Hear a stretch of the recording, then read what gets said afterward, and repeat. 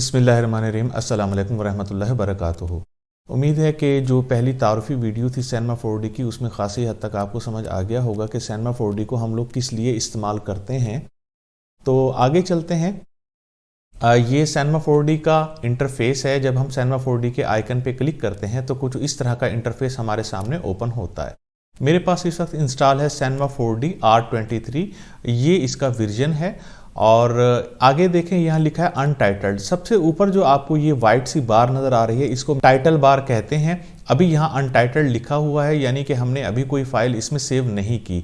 ये तो कॉमन है, बाकी तमाम सॉफ्टवेयर्स में भी टाइटल बार ज़रूर होती है। और बाकी तमाम सॉफ्टवेयर्स की तरह ही इसके अंदर भी यहाँ ऊपर मेन्यू बार दिया हुआ है। हाँ, ये एक अलहदा बात है कि इसके मेन्यूज़ की तादाद बहुत ज़्यादा है।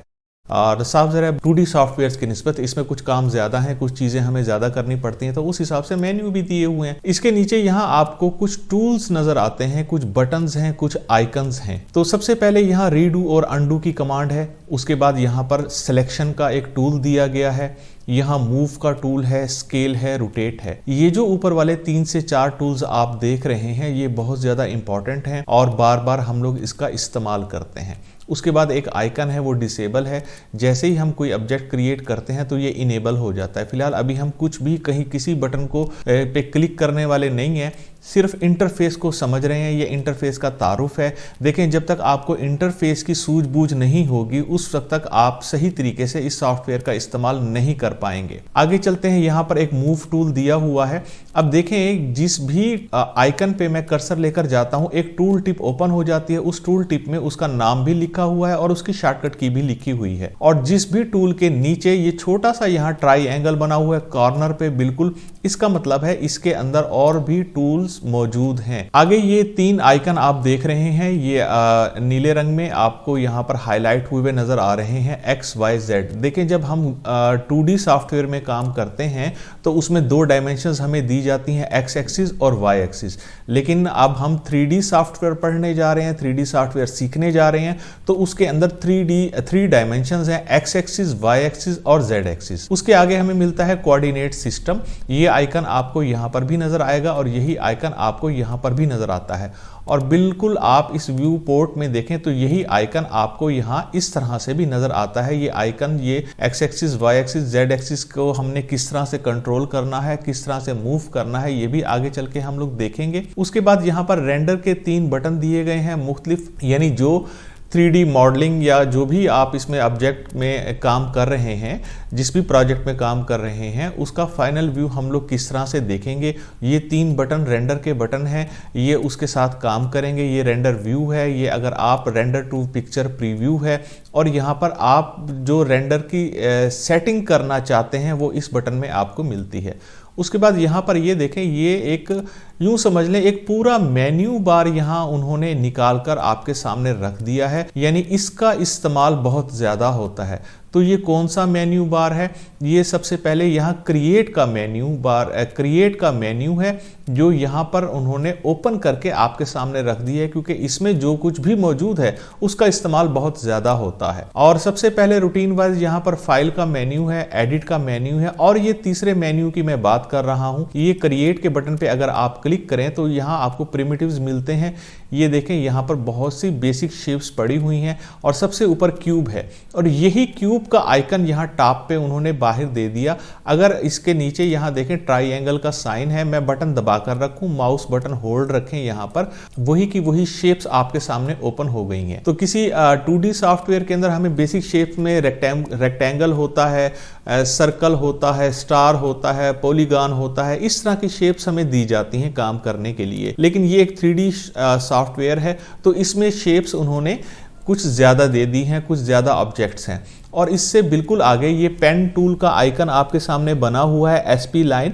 अगर इस पर बटन दबाकर रखें तो यहाँ पर जो आप लाइन वर्क के साथ शेप्स बनी हुई नज़र आ रही हैं, ये 2D शेप्स हैं। याद रखें, ये पहले वाले आइकन में जो कुछ भी मौजूद है, जो भी आइकन नज़र आ रहे हैं, इसमें से किसी एक पर हम क्लिक करेंगे, 3D शेप हमारे सामने बनकर आती है।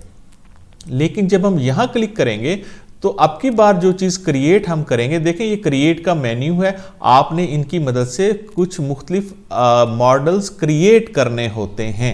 और अगर आप अपनी मर्जी से कोई डिज़ाइन बनाना चाहते हैं 2D में और उसके बाद उसको हम एक्सट्रूड करते हैं जो कि 3D में कन्वर्ट हो जाता है, तो ये पेन टूल, SP लाइन और ये जितने भी सर्कल है, हेलिक्स है, ये सब 2D में है।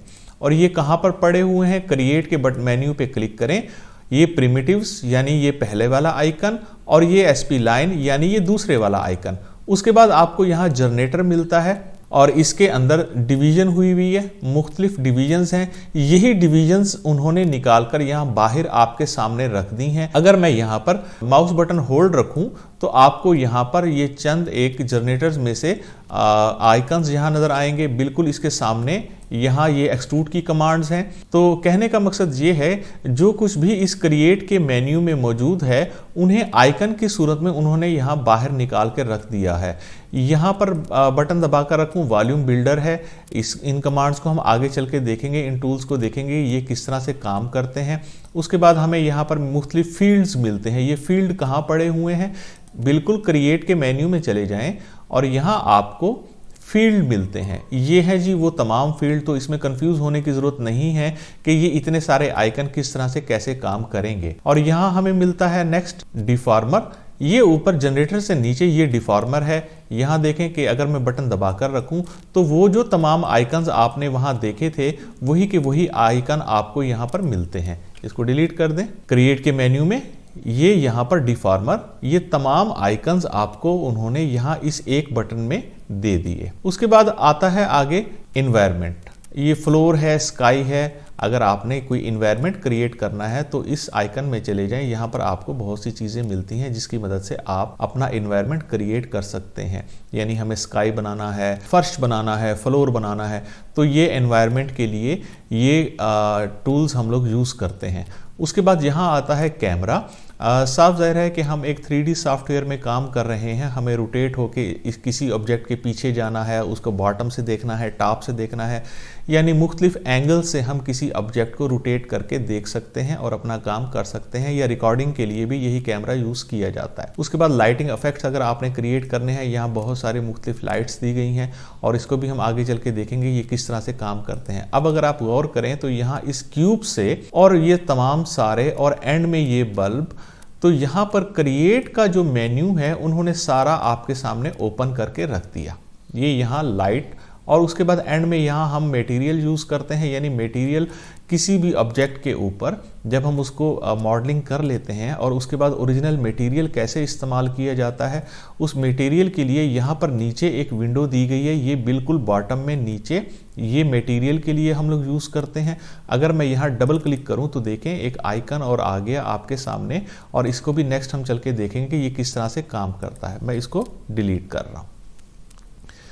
उसके बाद यहाँ आते हैं तो देखें एक टूल बॉक्स है हमारे पास। ये टूल बॉक्स किस तरह से कैसे काम करता है और इसको भी नेक्स्ट देखेंगे। इस टूल बॉक्स में मुख्तलिफ आइकन्स यहाँ आपके सामने दिए गए हैं और ये जो ऑब्जेक्ट हम यहाँ से क्रिएट करते हैं ये उसकी प्रॉपर्टीज़ हैं।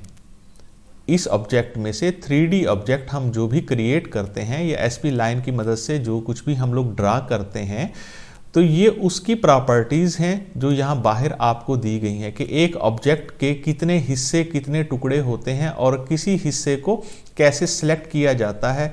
तो ये हम देखेंगे आगे चल के कि ये टूल सिलेक्शन में एक ही ऑब्जेक्ट के मुख्तलिफ पीसीस को यानी उसके पॉलीगॉन्स को कैसे सिलेक्ट करना है, उसके एजिस को कैसे सिलेक्ट करना है या उसके पॉइंट्स को कैसे सिलेक्ट करना है और सबसे ऊपर ये टेक्सचर है, इसको कैसे सिलेक्ट करना है। बेसिक उन्होंने किसी भी एक ऑब्जेक्ट को यूज करने के लिए उसकी मुख्तलिफ टूल्स यहाँ दे दिए हैं। ये फिर वही आपका एक्स एक्सिस और वाई एक्सिस है और जो आइकन यहाँ पर मौजूद है वही आइकन आपको यहाँ पर मिलता है। उसके बाद यहाँ नीचे आ जाए तो व्यू पोर्ट की कमांड्स हैं कुछ यहाँ पर। ये जो आपके सामने व्यू पोर्ट आपको नजर आ रहा है ये उसकी कमांड्स हैं और यहाँ आपको मिलता है स्नैपिंग की कुछ कमांड्स हैं। इस पर बटन दबाकर रखें तो ये देखें बहुत सारी स्नैपिंग की कमांड्स हैं। बाकी सॉफ्टवेयर्स की निस्बत निस्बत यानी 2D सॉफ्टवेयर्स की निस्बत स्नैपिंग की कमांड्स मखसूस होती हैं। जितना हमें उसमें ज़रूरत होती है उतनी ही उसमें कमांड्स दी जाती हैं, लेकिन इसके अंदर स्नैपिंग की कमांड्स कुछ दूसरों की निस्बत ज़्यादा हैं, क्योंकि ये किसी भी 3D सॉफ्टवेयर में ऐसे होता है, सिर्फ Cinema 4D की बात मैं नहीं कर रहा हूँ। और यहाँ आपको मिलता है आपका वर्क प्लेन, यानी ये जो आप ग्राफ देख रहे हैं नीचे लाइंस में डिम सी और ये ज़्यादा हाईलाइट हुई है लाइंस, ये तीनों जो आप आइकन देख रहे हैं ये इसके साथ काम करते हैं। उसके बाद स्क्रीन की अगर आप राइट साइड पे आ जाएं तो ये आपको यहाँ दो मुख्तलिफ पैनल्स मिलते हैं। इस पैनल के ऊपर भी एक छोटा सा मेन्यू बार है और यहाँ चंद आइकन्स हैं। उसके बाद ये जो आप टैब देख रहे हैं, यहाँ पर बटन्स देख रहे हैं, इनको भी हम आगे चलकर इस्तेमाल करेंगे। यहाँ पर नीचे एक और आपको विंडो नजर आती है। ये जो मेन्यू है ये इस विंडो के साथ काम करता है और ये जो मेन्यू है ये इस वाली विंडो के साथ काम करता है। और इसकी बिल्कुल राइट साइड पे कुछ और बटन बने हुए हैं। एट्रीब्यूट है सबसे ऊपर, यहाँ नीचे लेयर्स हैं, यहाँ नीचे स्ट्रक्चर का बटन बना हुआ है। तो अभी तो फिलहाल आपको इसमें कुछ भी नज़र नहीं आने वाला, क्योंकि हमने यहाँ पोर्ट के ऊपर कोई भी ऑब्जेक्ट क्रिएट नहीं किया हुआ, कोई मॉडल यहाँ हमने नहीं रखा हुआ और इसके अंदर भी मुख्तलिफ प्रॉपर्टीज़ हैं और जिसको हम नेक्स्ट चल के देखेंगे। यहाँ इसके नीचे दी गई है टाइम लाइन। टाइम लाइन क्या है, कैसे है, किस तरह से काम करती है, ये बेसिक एनिमेशन क्रिएट जब हम करते हैं तो ये टाइम लाइन उसके लिए काम आती है। सबसे पहले यहाँ देखें कि 0 फ्रेम लिखा हुआ है और यहाँ 90 फ्रेम लिखा हुआ है। 1 मिनट में सेकंड होते हैं और सेकंड के अंदर फ्रेम होते हैं और यहाँ पर ये 0 फ्रेम से 90 फ्रेम तक काम करता है। आप चाहें तो ये फ्रेम की तादाद यहाँ बढ़ा सकते हैं। फिलहाल जो बाय डिफ़ॉल्ट है इसके अंदर 0 से 90 फ्रेम देते हैं और यहाँ पर ये आपको प्ले, पॉज और फॉरवर्ड रिवर्स के बटन्स दिए गए हैं। ये जो आइकन्स आप देख रहे हैं ये एनिमेशन के साथ हमें इनकी ज़रूरत पड़ती है तो हम एनिमेशन के साथ इसका काम करते हैं। मटेरियल के लिए ये विंडो यूज़ होती है और इस विंडो के लिए एक अलहदा मेन्यू यहाँ दिया गया है। देखें एक चीज़ आपने गौर किया होगा कि ये मेन्यू बार हैं, उसके बाद ये जो आपको व्यू पोर्ट नज़र आ रहा है इस व्यू पोर्ट के लिए एक अलहदा मेन्यू बार है और नीचे यहाँ मटेरियल की जो एक छोटी सी विंडो उन्होंने दी है उसके लिए एक अलहदा मेन्यू बार है। इस वाले पैनल के लिए एक अलहदा मेन्यू बार है और इस पैनल के लिए एक अलहदा मेन्यू बार है। यानी इन मेन्यूज से हटके आपको 1, 2, 3, 4 और 5 और भी मेन्यूज मिलते हैं। लेकिन रूटीन में जब हम लोग काम कर रहे होते हैं तो इन मेन्यू बार्स को समझना बहुत ज़्यादा इजी है, आसान है। सो इस चीज़ से बिल्कुल कंफ्यूज नहीं होना कि 8-10 मेन्यू ऊपर दिए गए हैं, फिर ये मेन्यू बार है, फिर मेन्यू बार है, यहाँ पर भी है और यहाँ पर भी है। तो वक्त के साथ साथ चीज़ होती है कि जब हम किसी चीज़ की प्रैक्टिस में आ जाते हैं तो हमारे लिए वो चीज़ रूटीन की चीज़ बन जाती है और उसके बाद हमें कोई मुश्किल और दिक्कत नज़र नहीं आ रही होती। सिर्फ राई का पहाड़ होता है उस वक्त तक जब तक हमने वो काम नहीं किया होता। उसके बाद यहाँ आपको एक अलहदा से छोटी सी एक और पैनल नज़र आता है, बिल्कुल ये लाइन के साथ डिवीज़न उन्होंने की हुई है। ये है ट्रांसफॉर्म का पैनल आपका एक्स एक्सिस, वाई एक्सिस और जेड एक्सिस। इस वक्त तमाम की जो प्रॉपर्टीज़ हैं वो 0-0 पे हैं और क्योंकि ना ही कोई ऑब्जेक्ट हमने यहाँ पर कोई मॉडल यहाँ रखा हुआ है और ना ही हम उसको मूव कर रहे हैं, रोटेट कर रहे हैं। जब हम किसी ऑब्जेक्ट को यहाँ रखकर क्रिएट करते हैं और मूव करते हैं, रोटेट करते हैं तो उसके बाद यहाँ पर ये नंबरिंग भी साफ ज़रा यहाँ इनकी चेंज हो जाती है। तो अभी के लिए मेरा ख्याल है फर्स्ट इसका तारुफ है और इतना एनफ है, काफ़ी है ताकि ज़्यादा कन्फ्यूजन ना हो। तो आप अपने Cinema 4D को ओपन करके सबसे पहले इन आइकन्स पे गौर करें और इनको पढ़ें, समझें और कहीं पे भी क्लिक करके देखें कि इसका नाम क्या है, इसकी शॉर्टकट की क्या है, ये टूल किस तरह से काम करेंगे आगे चल के वो तो हम देखेंगे ही। और इसमें जस्ट हमारा मकसद यही है कि आपको इसके इंटरफेस की अच्छी तरीके से समझ आ जाए और आगे चल के इंशाल्लाह इसको मज़ीद डिटेल से पढ़ेंगे भी और समझेंगे भी। और दुआओं में याद रखिएगा, अपना बहुत बहुत ख्याल रखिएगा। अस्सलाम वालेकुम वरहमतुल्लाहि वबरकातुहू।